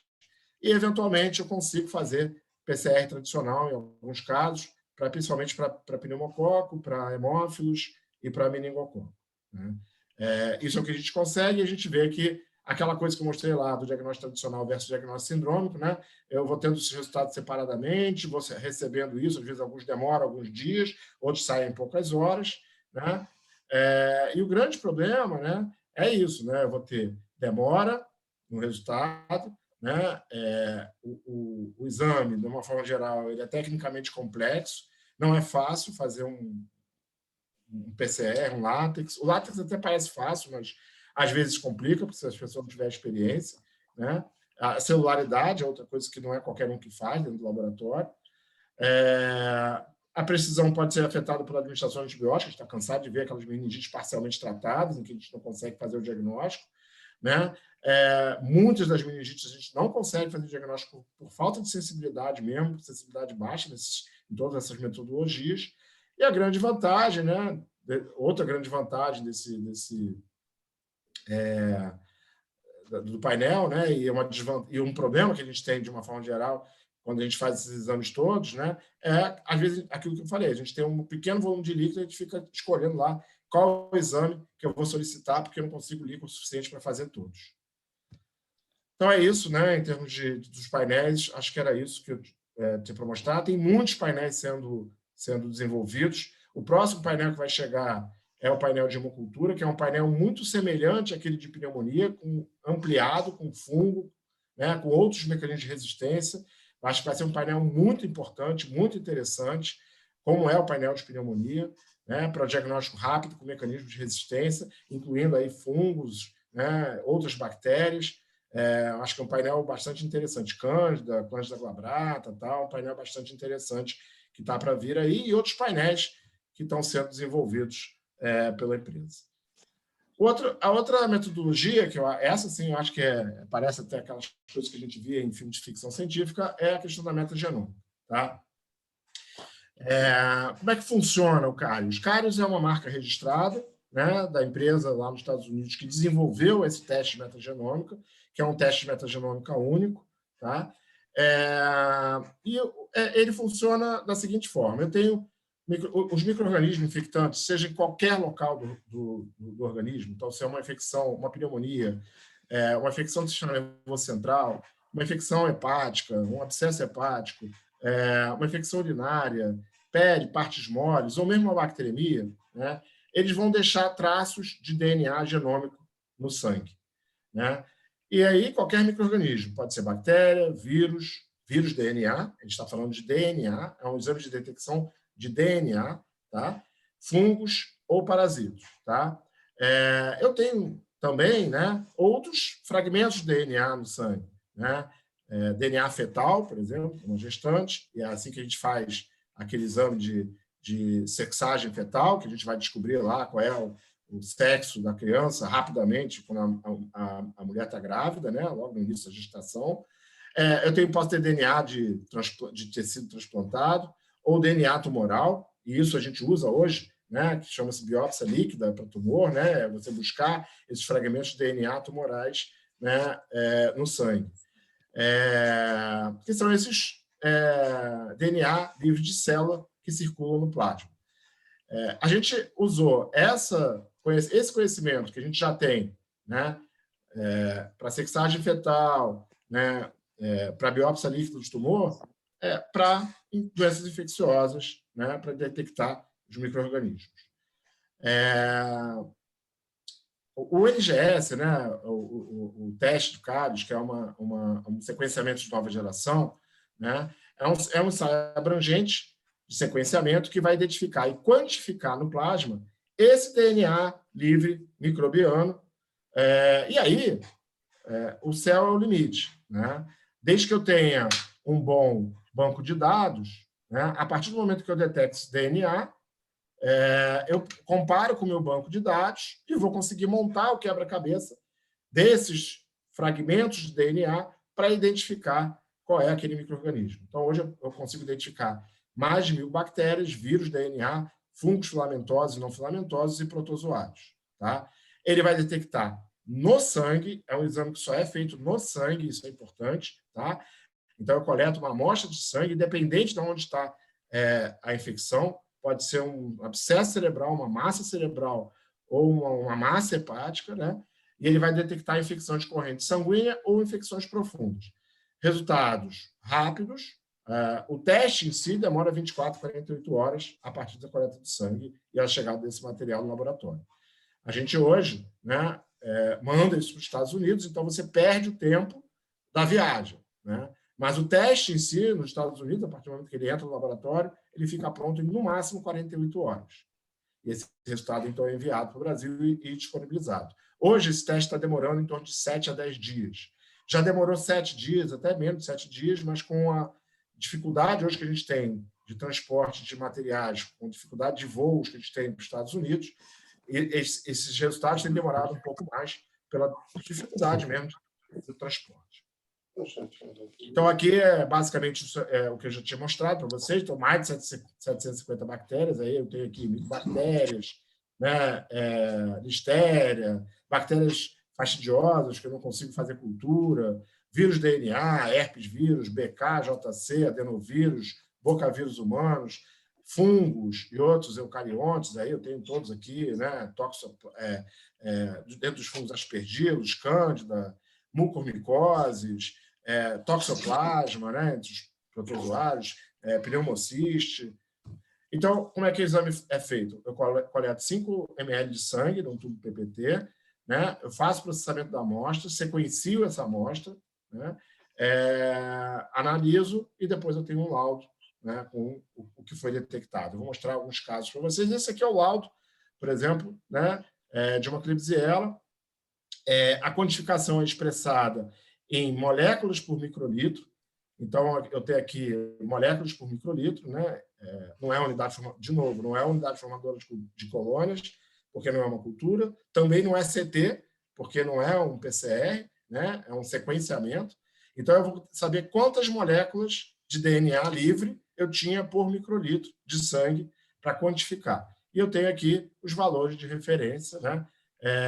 Numa faixa de referência estabelecida de uma coorte de 167 doadores assintomáticos. Mas eu vou coletar o sangue e posso ter contaminação com estafilo coagulase negativo, por exemplo. Será que isso vai aparecer? Provavelmente não. Tá? Por quê? Porque não é uma cultura. Quando eu coleto sangue e coloco num frasco de hemocultura, aquele staff do coagulase negativo, ele vai crescer ali na cultura, né? E eu vou identificar. Mas no cários, né, na metagenômica, não tem crescimento. Então, a quantidade ali é tão pequena que provavelmente não vou identificar. E mesmo que eu identifique, provavelmente ele vai estar abaixo do valor de referência. Então, a gente já vai saber que esse Staphylococcus aqui, por exemplo, que tem 38 moléculas por ml, por microlitro, né, e está abaixo do valor de referência, que é 104. Tá?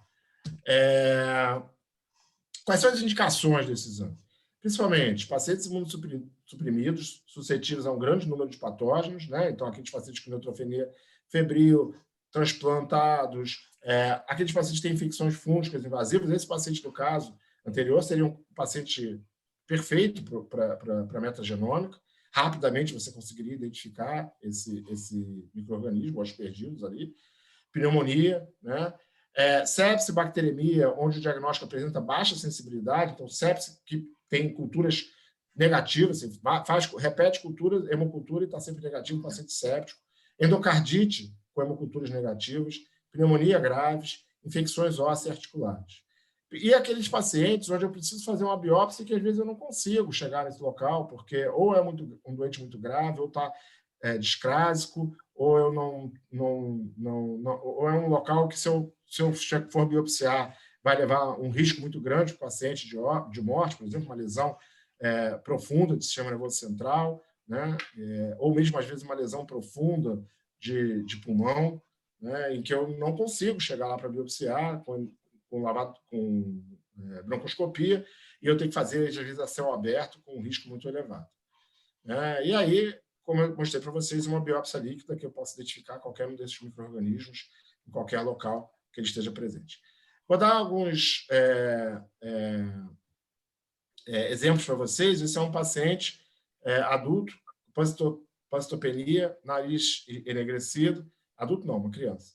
Tá? É um imunossuprimido, com detecção polimicrobiana, paciente com febre, pancitopenia e EBV, internado com uma linfostiocitose hematofagocítica.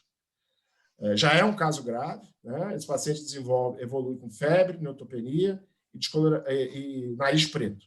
Tá? É isso aqui, essa criança. Tá?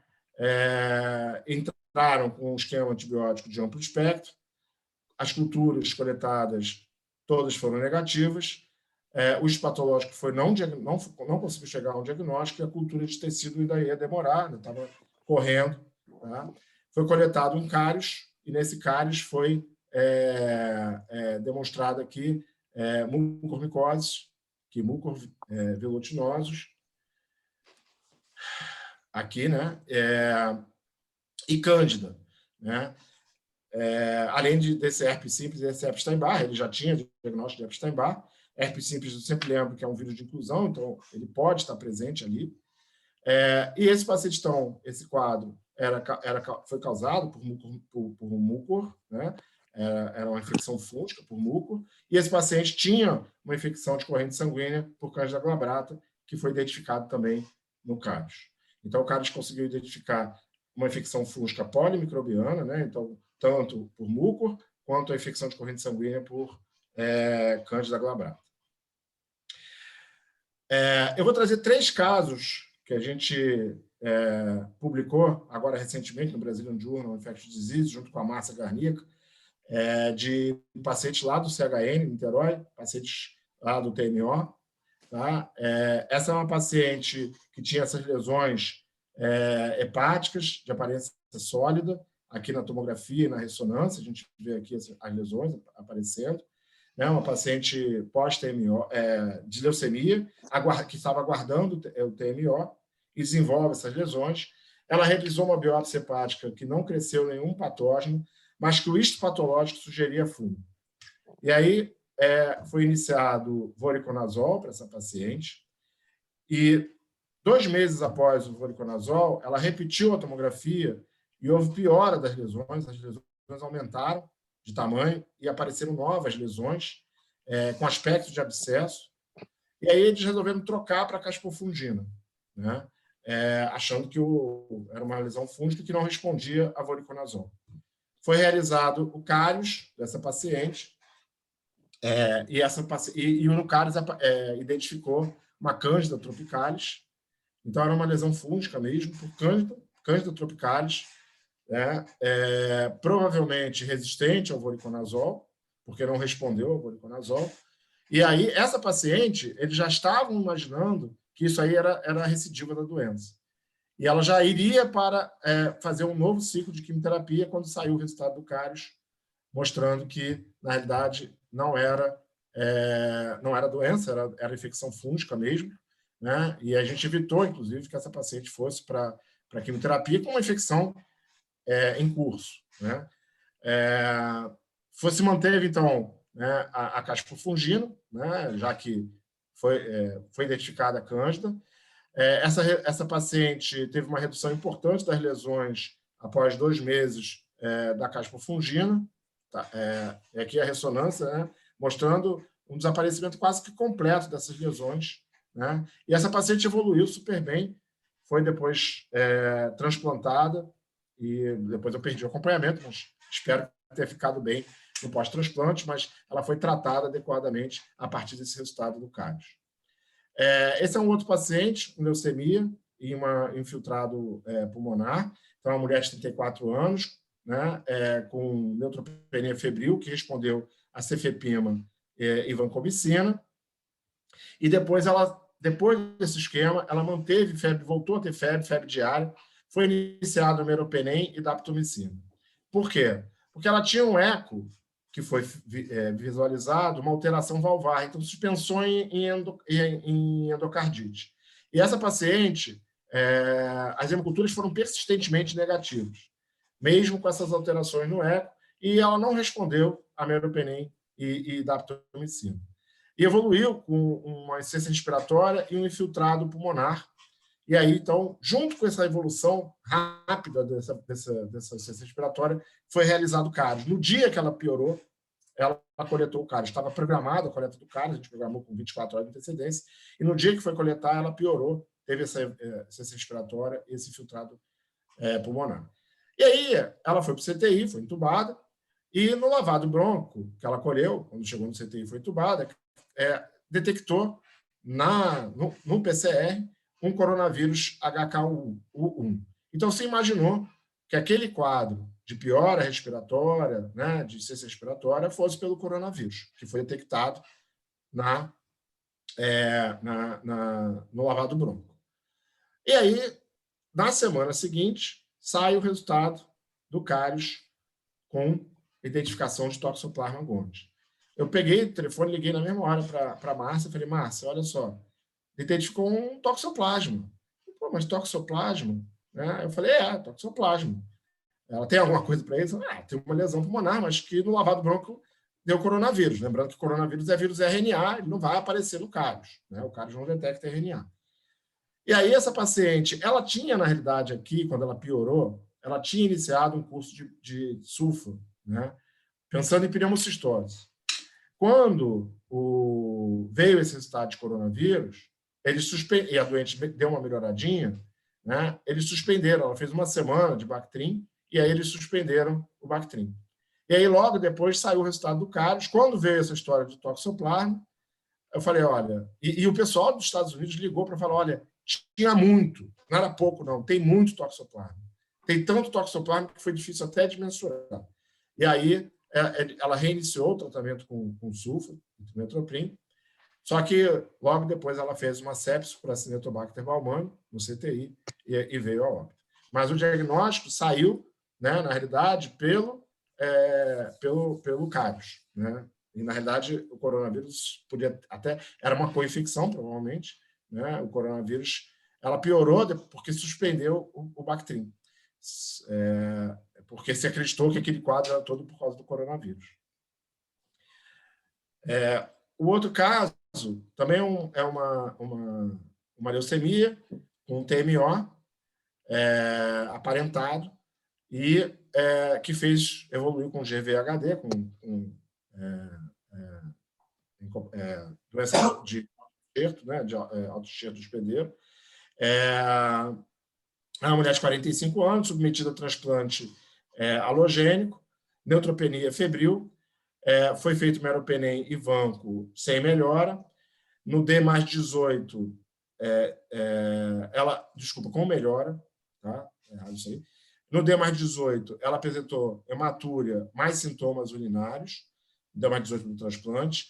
A biópsia de bexiga confirmou CMV e também tinha antigenemia para CMV, com PCR positivo para CMV no sangue. Ela iniciou ganciclovir,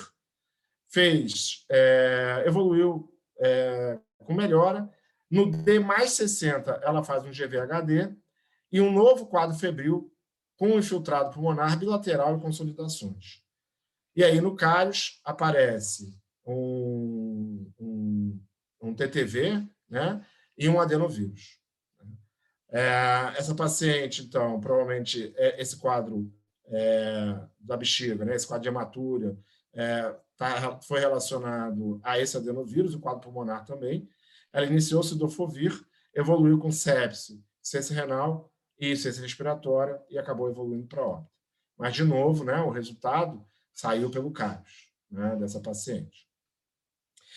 Tem vários outros casos, né, que a gente fez diagnóstico de infecção do sistema nervoso central, né, um caso bastante interessante que a gente fez também.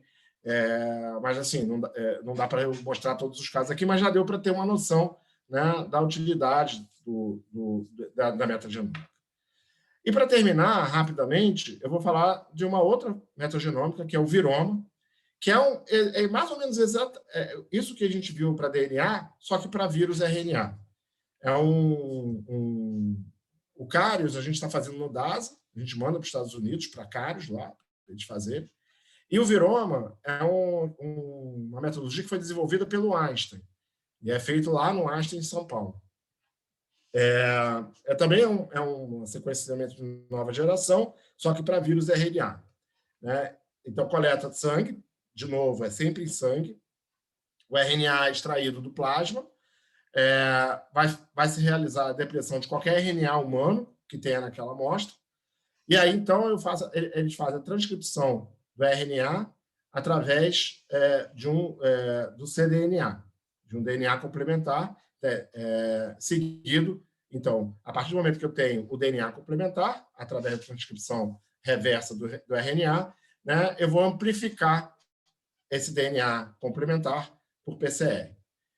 De novo, a metagenômica precisa do DNA. Então, eu tenho que transformar o RNA para um DNA para que eu consiga fazer a metagenômica. E aí eu vou sequenciar o DNA, né, esse sequenciamento de nova geração, eu vou sequenciar o DNA e comparar ele com um banco de dados para identificar o vírus no sangue. Então, eu tenho a amostra sanguínea, eu faço a extração desse RNA, eu faço o enriquecimento desse RNA, né, e transformo ele para DNA complementar, através de transcrição reversa, sequencio e analiso essas sequências comparando com o banco de dados.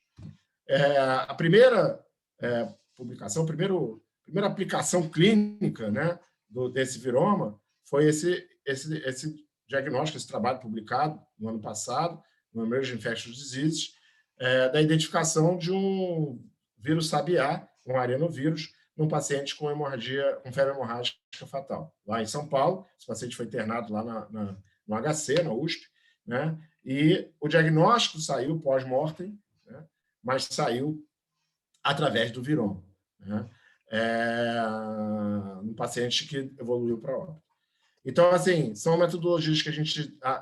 essa metodologia, por exemplo, no início da Covid-19, né? Os primeiros, logo no início, quando a gente ainda não tinha PCR, o que a gente tinha à mão para fazer diagnóstico de Covid-19 no Brasil foi o viroma, então a gente usou o viroma em algumas situações, até que, rapidamente, em poucos dias, né, em poucas semanas, a gente passou a ter o PCR aqui no Brasil, né, desenvolvido, a gente do DASA desenvolveu, a Fiocruz desenvolveu, e depois foram sendo desenvolvidos por outros laboratórios, né, e a gente passou a ter o PCR. Mas antes do PCR, o que a gente tinha para diagnóstico nos casos suspeitos, aqueles casos que vinham, né, de fora, quando a gente ainda não tinha a presença ainda da detecção pelo menos que a gente soubesse, né, do SARS-CoV-2 aqui no Brasil, né, a gente utilizou o viroma, porque ele poderia identificar né, o SARS-CoV-2 através dessa metodologia.